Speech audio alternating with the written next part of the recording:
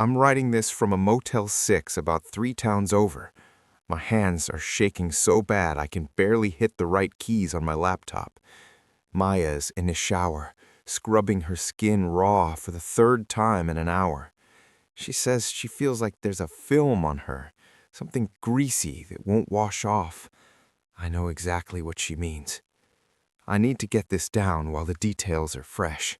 If anything happens to us, or if the police decide to sweep this under the rug like they did 3 weeks ago, I need there to be a record. It started about 4 months ago. Maya and I have been together for 3 years, living together for one. We rent a decent-sized duplex in a quiet, older neighborhood in the Pacific Northwest. It's the kind of place with big Douglas firs blocking out the sun and constant rain, perfect for cozy nights in, but terrible for visibility. The first incident was harmless, sweet even. Maya is an artist. She paints watercolors. She'd been complaining about losing her favorite sable brush. She tore the studio apart looking for it. 2 days later, we came home from grocery shopping, and the brush was sitting perfectly centered on the welcome mat inside the front door. "I must have dropped it when I was taking the trash out," she said, laughing. She was just happy to have it back. I thought it was weird. Why would she take a paintbrush to the trash? But I let it go. Then came the coffee. I wake up earlier than Maya for work. Every morning, I go to the kitchen, grind beans, and set the pot. One Tuesday, I walked into the kitchen at 6 a.m., and the coffee was already brewing. The pot was half full. The smell of hazelnut, Maya's favorite, which I hate, filled the room.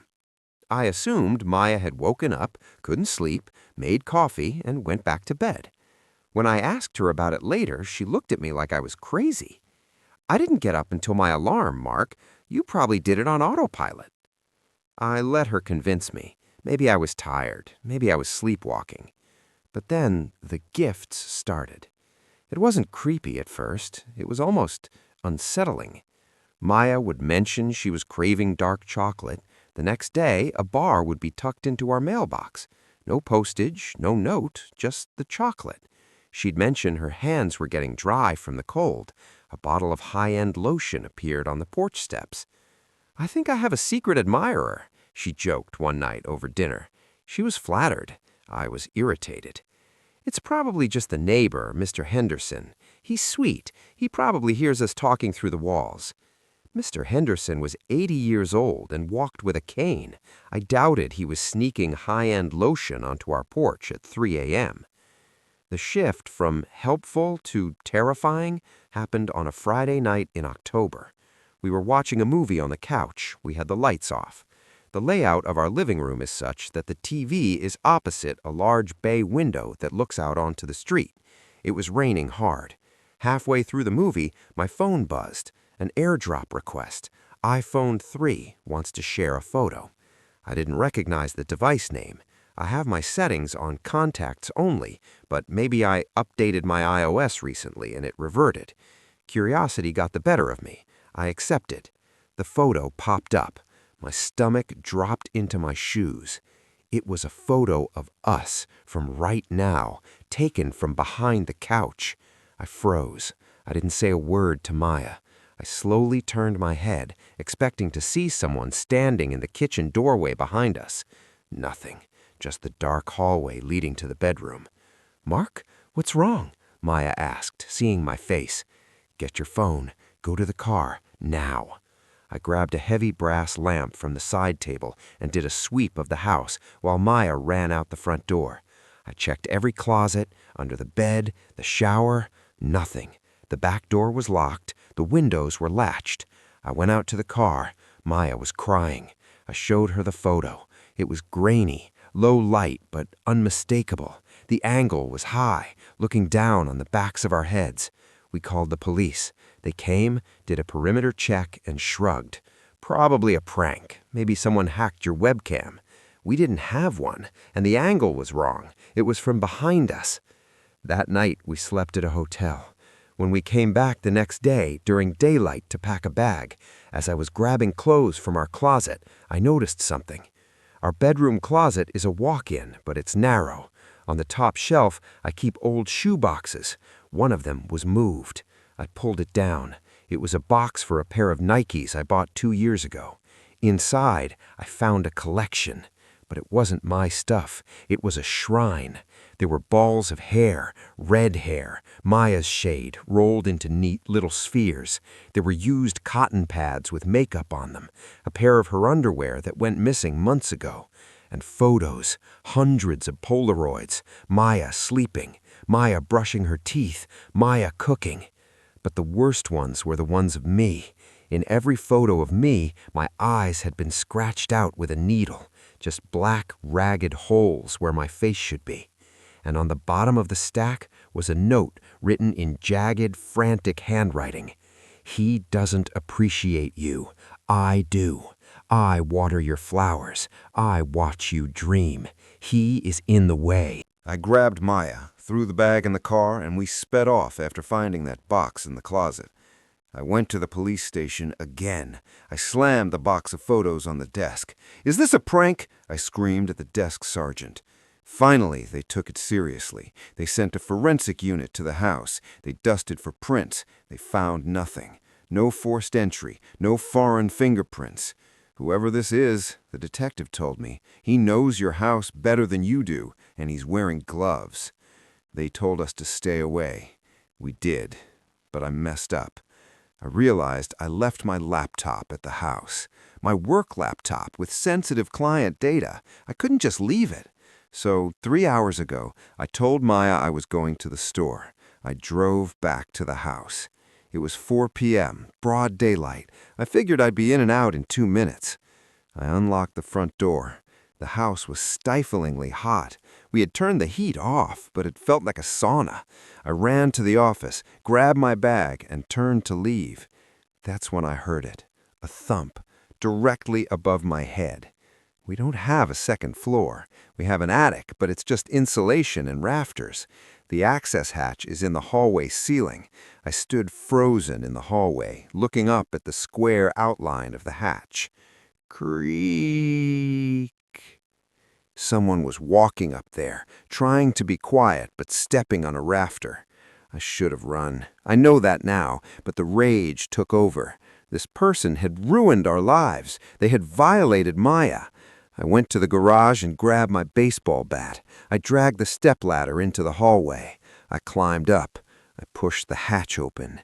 It was pitch black. The heat hit me like a physical blow.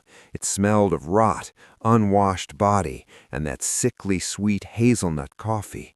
I clicked on my phone's flashlight. I wasn't looking at insulation. I was looking at a living room. Someone had laid plywood sheets over the rafters to create a floor. There was a mattress in the corner, a bucket for waste, a rigorous setup of monitors. The monitors were glowing. I squinted. They were live feeds. The bathroom, the bedroom, the living room. He hadn't hacked the Wi-Fi cameras. He had hardwired his own pinhole cameras into the drywall. He had been watching us from up here the entire time. Every intimate moment, every fight, every second of sleep. And then I saw the hole. In the floor, right next to the mattress, there was a hole cut through the drywall. I crawled over to it. It looked directly down into our bedroom, directly over Maya's side of the bed. A long, clear plastic tube was rigged next to it, hanging down. I realized what it was. A hydration tube, like from a camelback. But he wasn't drinking from it. He was using it to listen, or to whisper. So soft. The realization hit me so hard I almost puked. He wasn't breaking in. He was descending. Then from the dark corner behind the water heater, a voice spoke. "You're early, Mark." I swung the flashlight. A man was crouched there. He was naked, his skin pale and covered in insulation fibers. His hair was long and greasy, hanging over his face, but I could see his eyes, wide, manic. And he was holding something. It was my spare house key, the one that went missing 6 months ago. I haven't finished the preparation yet. Maya doesn't like the red sauce. She prefers the Alfredo. I was going to make dinner tonight. He lunged. He was fast, stronger than he looked. He tackled me and we rolled on the plywood. The heat was suffocating. He smelled of death. He bit my forearm hard enough to draw blood. I smashed the butt of the flashlight into his temple. He didn't even flinch. He was giggling. "She loves me," he wheezed. "She used the brush I gave her." I managed to kick him off. I scrambled back toward the hatch. He didn't chase me. He just sat up on the mattress, wiping blood from his forehead. "You can't take her," he whispered. "I've already marked her." I dropped down the ladder, falling the last few feet. I hit the floor, scrambled up, and ran. I didn't stop running until I was in the car and halfway down the block. I called 911. They swarmed the house. When they went into the attic, it was empty. He was gone. But they found the tunnel. He had cut a passage through the firewall that separates our unit from the vacant unit next door, the unit that has been under renovation for 6 months. He hadn't just been in our attic. He had the run of the entire building. I'm at the motel now. The police are searching the area, but they say the woods behind the complex go on for miles. I'm posting this because of what I found in my pocket when I got to the motel. I was reaching for my lighter, and my fingers brushed a piece of paper that definitely wasn't there when I went into the house. He must have slipped it into my pocket when we were fighting. It's a Polaroid. It's a photo of the motel we are currently staying in, taken from the woods across the street, and written on the back in that jagged, frantic scrawl, "Room 104 has a drafty window. Keep her warm for me." We are in room 104. We are leaving now. I don't know where we're going. If you see a man, about 5'10", 120 pounds, pale, with a scar on his temple, run. And for God's sake, check your attics. Update. 4 hours later. We drove. We didn't stop. We're 3 states away now.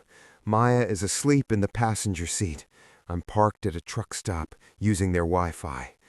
I can't shake the feeling that he's not just following us. I keep thinking about the mark he mentioned. I've already marked her.